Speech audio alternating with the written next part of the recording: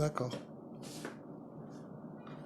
Beshem Hashem, Naaseh Venasliach Boker Tov. Boker Or. On est aujourd'hui le mercredi 14 du mois de octobre et le 26 du mois de Tishri L'Chaim Tovim ou le Shalom. On aura 5 shiurim à faire aujourd'hui qui m'ont été donc achetés pour plus ou moins cette date-là. Ken. Alors que la Haskara, ce sera donc jeudi. Jeudi, il y a plusieurs Haskarot, Be'ezrat Hashem. 5 Haskarot pour jeudi. Comme jeudi, je ne suis pas là, je vais faire les cours aujourd'hui pour demain, Be'ezrat Hashem, Bli Neder. Sauf peut-être demain matin, je serai là, je ne sais pas encore, que normalement oui. Donc ce premier shiur sera pour l'élévation de l'âme de Alice Dina Bat Belara Zichlona Livracha Roi Hashem Tenachena Began Eden Elion, ce qui fait que Bezrat Hashem, son mérite démarra dès maintenant avec nos sages racontent. On pensera en même temps à l'élévation de l'âme Shel Kol Mete Israël ou Bichlalam Shane Bat Finja Denis Simcha Bat Lola Tzipora Bat Zeligman Levi Yehuda Sidney Ben Eliyahu Sayad Moshe Ben Zari Alav Shalom Refoua Shlema Achlama Mera pour Saliat Alia Bat Efrat Miriam Samuel Salomon Journo Anaïs Ben Esther Yanaï Ben Esther pardon une grande refoua shlema, si vous pouvez faire des télim pour ce bébé, Aaron Vadim Chaim Ben Miriam Anna Elna Refanalo, Oufren Esther Fortuné Bat Daniel Nejma, refoua shlema refoua tanefesh refoua taguf Anna Elna Refanalam, Alna Elna Refanalam, Vechen Hashem Atov.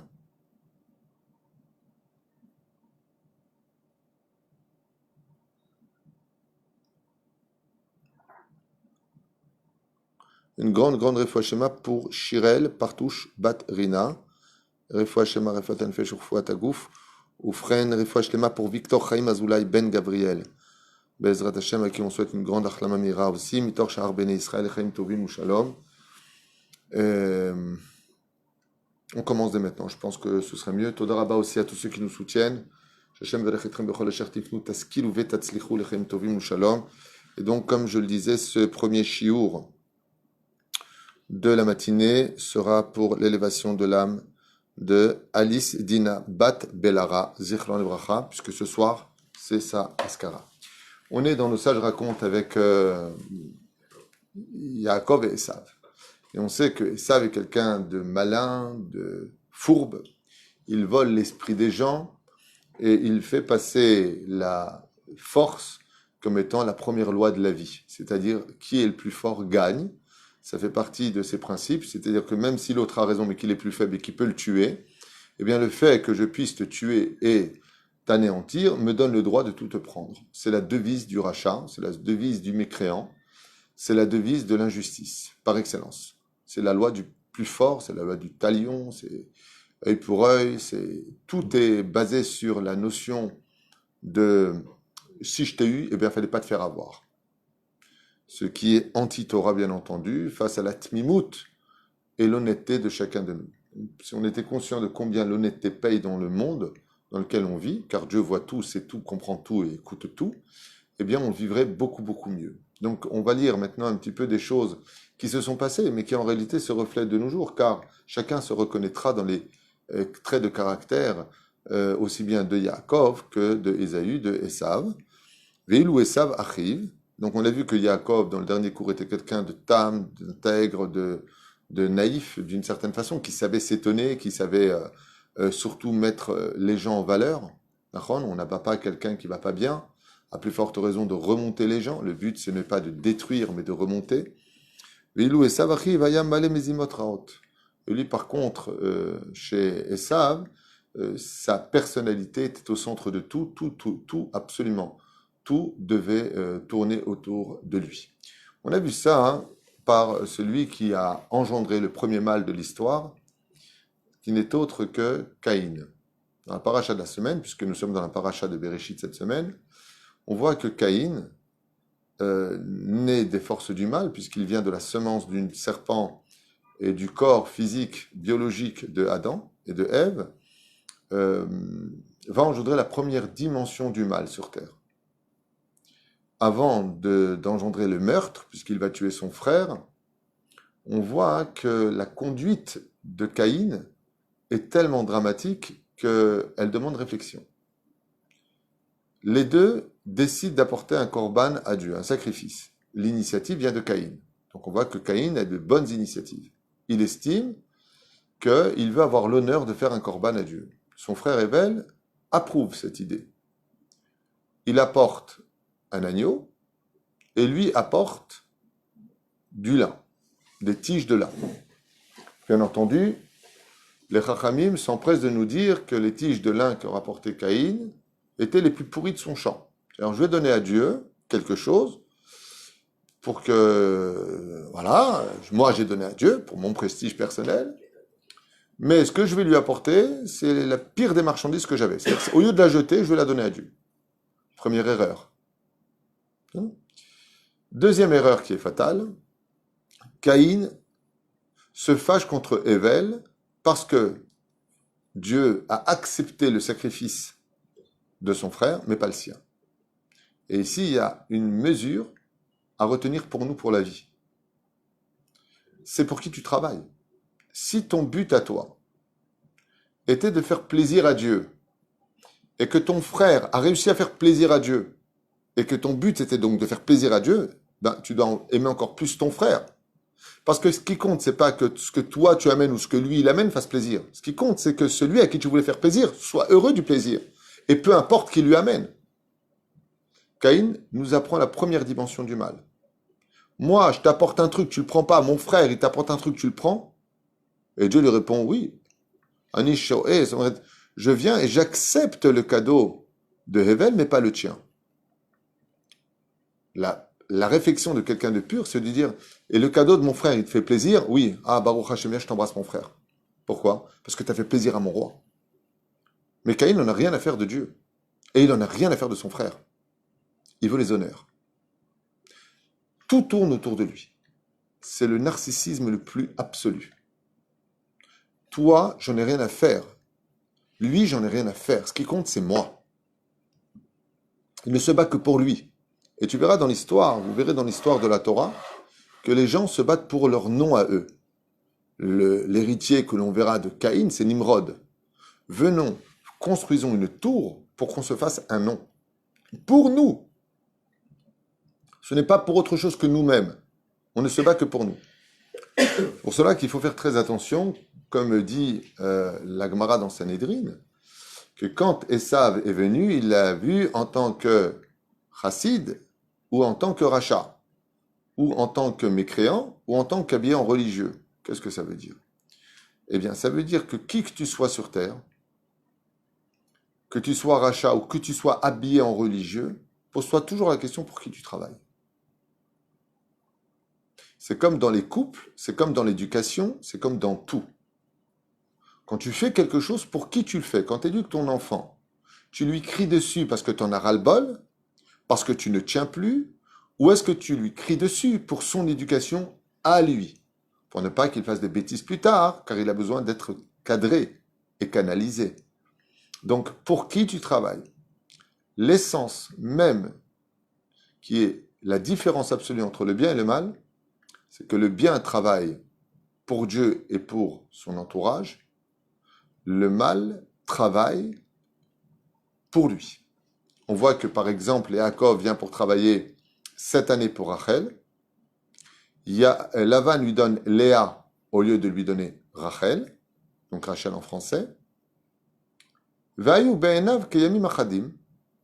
Non seulement il ne se met pas en colère, non seulement ça ne le fâche pas, mais c'est comme quelques jours pour lui. Mais je suis désolé, quand tu attends toutes ces années pour travailler comme un chien du matin au soir pour avoir la Kala que tu veux épouser, c'est pas pour qu'on t'en donne une autre. Mais pourquoi il réagit ainsi? Parce que Yaakov veut se marier avec elle pour elle. C'est toi que j'attends, c'est pas moi. Que moi j'attende, c'est pas important. Ce qui compte, c'est comment toi tu vas.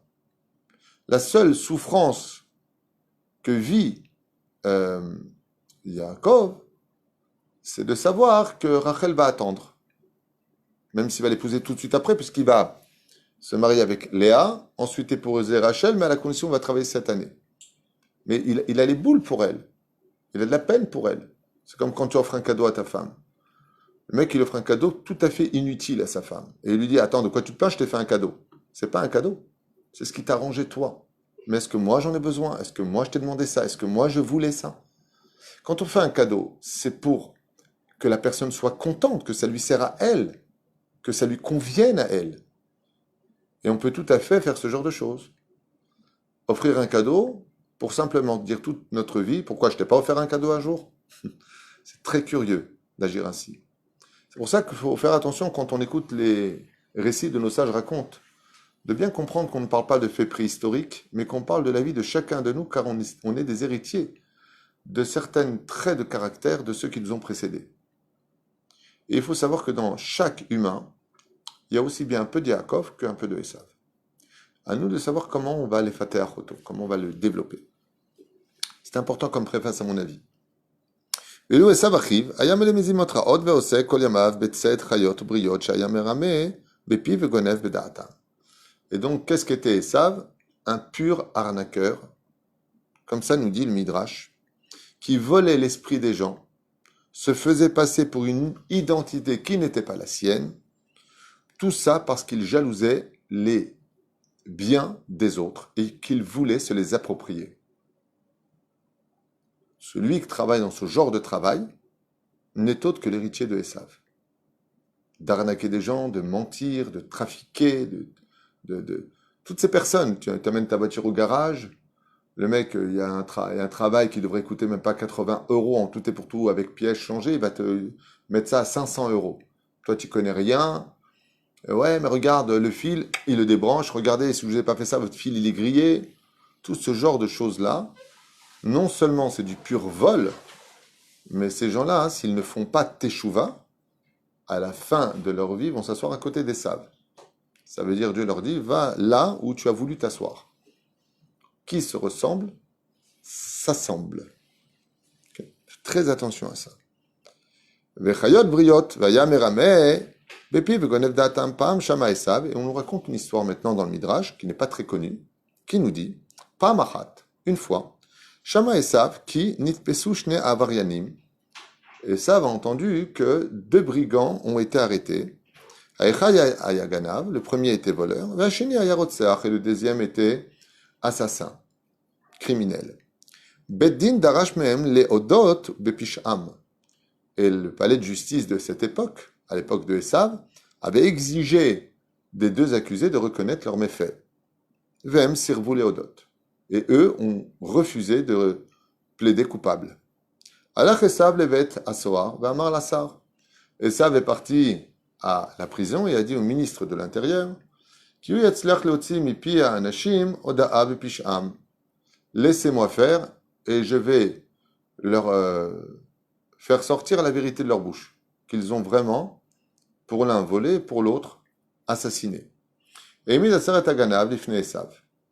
ils ont tout de suite apporté le voleur devant Esav, Amarlo Esav, Ode Giganafta, reconnais que tu as fait ce cambriolage. Amar Galav Loganafti. Et le voleur lui a répondu, non, j'ai pas volé. Amar lo Esav rohani ki behemet naki betzadikata. Il se retourne maintenant vers le ministre et devant lui dit, eh bien il faut avouer qu'il est innocent puisqu'il ne le reconnaît pas. C'est bizarre comme réaction. Ar galeli et shemo shelaish asher itchalek imcha bageneva. Et il lui dit à ce moment-là, donne-moi juste le nom de ton complice, puisque toi, j'ai compris que tu étais innocent, tu n'as pas volé. Ana agana voto aish barach. Il a répondu, je ne peux pas vous le donner, il s'est enfui. Et il a pris en plus de ça tout le butin. Shama asaret divrei aganav. Betoch divarav, ganav tovit, c'est valé asro. Qu'est-ce qu'il a fait? Il a, d'une certaine façon, innocenté sa personne en disant, en réalité, moi, j'ai rien pris. C'est lui qui a tout pris et qu'il est parti. Et Esav dit au ministre, comment peut-il parler d'un complice si lui n'a rien fait? Il dit, oui, mais moi, j'ai rien pris. Donc, ça veut dire que tu étais dans le vol. C'est un peu léger comme argument, je trouve. Moi, il n'était pas super développé à l'époque. Mais en tout cas, il savait, dans sa démagogie, trouver les... Comme on dit, si tu n'arrives pas à rentrer par la porte, rentre par la fenêtre. vu Atarotseach Lifnei Esav, ils ont apporté l'assassin devant Esav, Amarlo Esav, et Mornali, Madoua Ika Otra, Anirtzach al Alechi. Il lui dit, Esav à l'assassin, explique-moi pourquoi il t'a donné un coup de poing sur la joue, en parlant de celui qui a été assassiné. Donc Esav dit à l'assassin, pourquoi celui qui a été assassiné t'a-t-il donné un coup de poing au visage? Sheker dibarta. Tu mens. Lo oti yakea ish pahdan kemose sharakti. Il l'a mis sur un état de colère, parce qu'il sait que la personne qui est capable de tuer a beaucoup d'orgueil en lui. Il lui dit, moi, quand il t'a mis une tannée, là, le mec qui a été assassiné, il lui dit, ça va pas, non? Tu parles de celui que j'ai éclaté? Il a renversé la vapeur. Il a joué avec les nerfs et l'orgueil du Rotseach. Tov. רק תשאל על בני עירי, יגידו לך, כי אין גיבור כמוני. מיד ציווה השר לאסור גם אותו, et donc ils ont été tous deux arrêtés. כך הצליח עשיו להוציא מפי הפושעים הודעה בפשעיהם, שמעו אנשי המקום את חוכמת עשיו הערומה, ואמרו, צדיק בפיו, כיצד אנשיו בדברי פיו. Donc qu'est-ce qu'ils ont dit? Ils disaient de Esav que c'est un grand démagogue, c'est un grand gourou, qui est capable avec la parole de faire sortir ce qu'il veut des gens. Il avait cette réputation un peu comme Nimrod, et comme tous ces gourous, que Dieu nous protège, de ce genre d'individus qui savent trouver les mots, qui savent trouver les arguments, et faire des nœuds entre des versets de droite et de gauche, des amalgames dans des esprits en général assez confus qui les écoutent, pour devenir leur leader et les vider de toute leur valeur. Yada Esav ki Haviv Tzadik Ish Kadosh. Mais Esav savait que son père était un homme pur, intègre et saint. Le Chol Mishikibel Bracha Mipiv Mevorach Hu. Et Esav savait que son père possédait les clés de la parole, car comme tous les tzadikim, tous les gens qui sont représentés dans la Torah, ou tous les représentants de la Torah, sont des gens qui font extrêmement à la valeur de la parole. On dit souvent, faites attention de ne pas prononcer des noms. Vous savez que quand vous dites des mots dans la vie, vous pouvez attirer sur vous, parce que vous l'avez dit, les choses. D'accord? Donc, faire très attention de ne jamais appeler les choses par leur nom. C'est pour ça qu'on n'appelle pas les noms des anges ou le nom des démons, on ne les prononce pas. Parce que quand tu le dis, comme nous, on n'a pas de notion de ce qui se passe quand on parle, mais quand on parle, il y a une concrétisation des lettres qui monte, comme une fumée qui prévient celui de qui on a parlé. D'accord? Je vous donne un petit exemple personnel. La semaine dernière, je n'ai pas cessé de prendre l'exemple du mot panari. Regardez dans les cours, j'ai attrapé un panari cette semaine. J'avais le panari. Je me suis chopé un super panari au doigt, alors que j'en attrape jamais. Dougma. Okay. Il y a des choses qui, comme dit le Rav Kanevski, ne dit pas la maladie du siècle par son nom, parce qu'en le disant constamment, tu peux l'amener sur la personne. D'où l'expression d'ailleurs en araméen, abra kadabra. Abara, c'est créé, kadabra, comme je l'ai dit. Bara en hébreu, abra, ça s'est créé à cause du fait que je l'ai dit. Très important de faire attention à la parole. Ne dis jamais, comme on dit, attention, tu vas tomber. C'est une malédiction. Attention, tu vas tomber. Tu vas tomber. Quand on le dit, alors que l'intention n'est pas celle-ci, ça peut provoquer que 20 ans plus tard, 30 ans plus tard, ces personnes tombent. Parce que la parole retombe toujours un jour. Donc elle aura des conséquences. Attention de ne pas tomber. Ne pas tomber. Esav est conscient de la valeur de la parole. Il va s'en jouer. Résultat des courses, il va en payer le prix lui-même. Qu'est-ce que va dire Esav? J'ai trouvé plus tordu que moi, en parlant de son frère Yaakov. Mais en réalité, on ne prend dans ce monde que la monnaie de sa pièce. Comme c'est marqué dans le Tehillim, avec le tordu, soit 2 fois plus tordu. Quand quelqu'un veut être menteur, emmène-le dans son monde. Puisque c'est comme ça que tu veux être. C'est ça que tu veux, c'est ce que tu vas avoir dans la vie. Souvent, les voleurs sont volés eux-mêmes.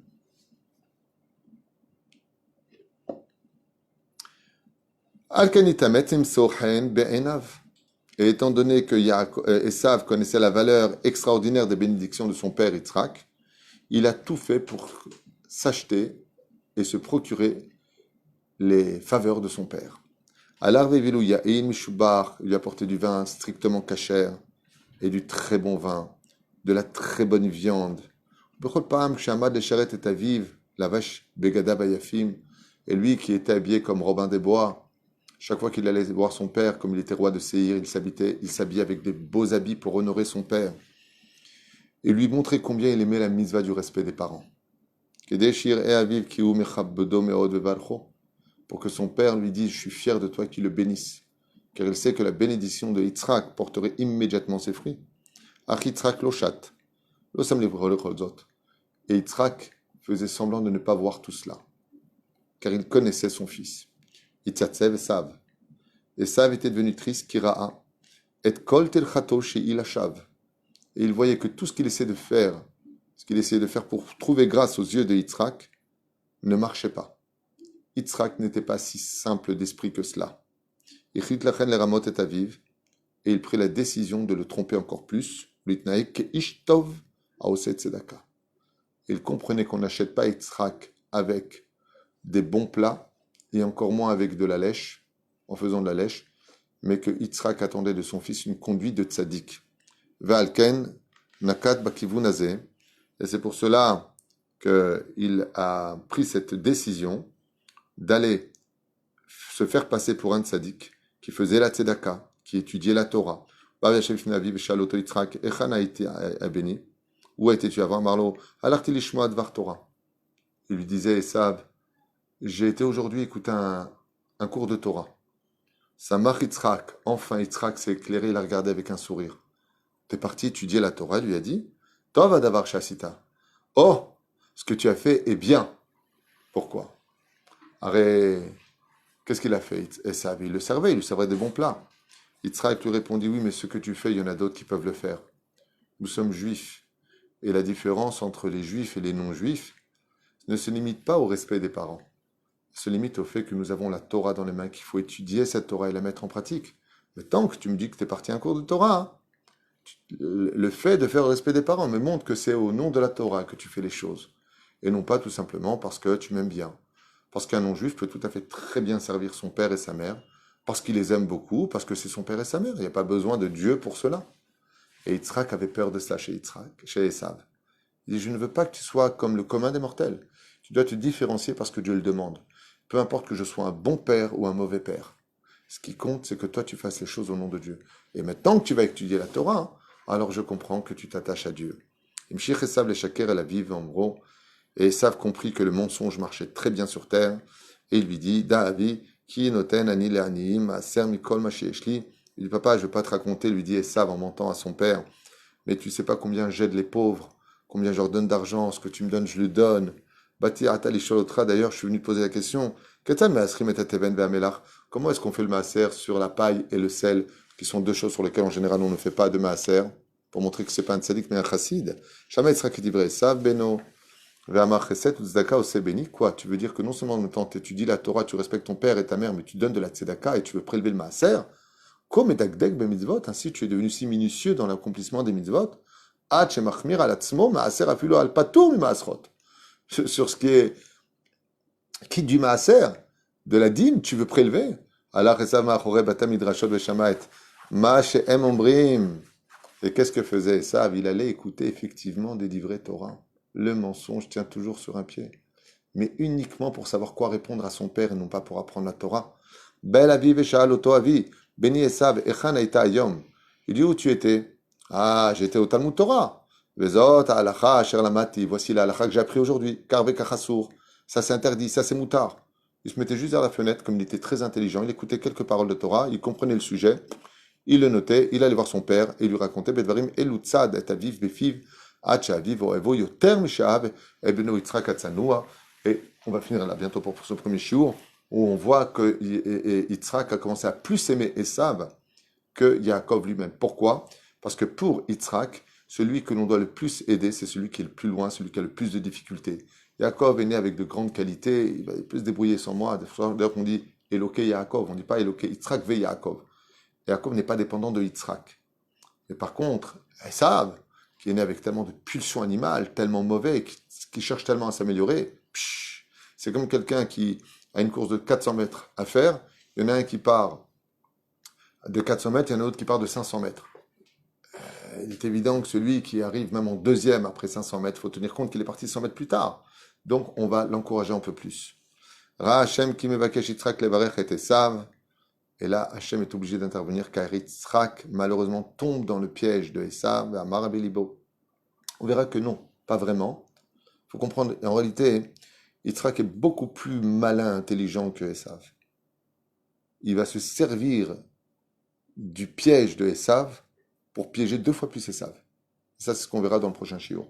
C'est-à-dire, Ena ata ene Yitzhak, velo yochal etiv lirot kede shiuchal Yaakov lakachat el birkat Esav. Et là, va se passer un événement tragique. C'est que dans la vieillesse de Yitzhak, Dieu va rendre aveugle Yitzhak. Ce qui est un malheur. Le pauvre Yitzhak, il n'a jamais regardé d'interdit, il n'a jamais fait de mal, il n'a jamais volé. Pourquoi il devient aveugle? Dans tout malheur se cache toujours un énorme, énorme, énorme bonheur. Et pourquoi il a fait ça? Pour que Yitzhak ne puisse plus, des fois ça n'y a pas, voir qui est devant lui. Pour que Yaakov puisse prendre sa place, il fallait le rendre aveugle. Donc tout est Gamzol et Tova. Rivka Ava et Yaakov Ava Aza.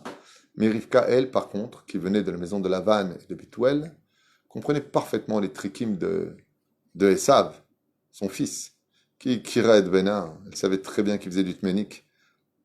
Bon, ça c'est pas traduit tménik, hein, c'est un mot tunisien.